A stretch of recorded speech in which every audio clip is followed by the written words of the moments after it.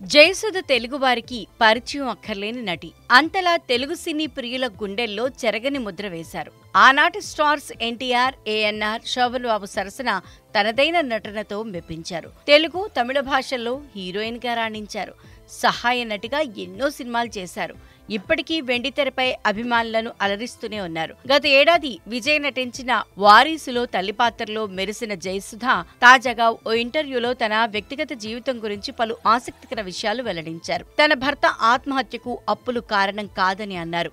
అందరూ అనుకున్నట్లు తమకు ఎలాంటి అప్పులు లేవని జయసుధ తెలిపారు. తన భర్త ఫ్యామిలీలో డిప్రెషన్, సూసైడ్ లక్షణాలు వంశపారపర్యంగా ఉన్నాయని, అదే తన భర్తకు అబ్బిందని, తన భర్త బ్రదర్ కూడా అలాగే చనిపోయారని, అంతేకాదు ఫ్యామిలీలోని మరో 2 లేడీస్ కూడా సూసైడ్ చేసుకున్నారని అన్నారు. ఆ పరిస్థితి ఫ్యామిలీలో మరెవరికి రాకూడదని కోరుకుంటున్నాను అన్నారు. సూసైడ్ చేసుకునేంత అప్పులు ఉండేవి కావని, కానీ సోషల్ మీడియా వచ్చాక ఎక్కువగా చెడునే ప్రచారం చేస్తున్నారని వాపోయారు. భర్త తరపు ఫ్యామిలీ కూడా ఆయనను కాపాడటానికి చివరి వరకు ప్రయత్నించినట్లు జయసుధ తెలిపారు. కానీ విధిరాత్ అనేది ఒకటి ఉంటుంది అని అన్నారామె.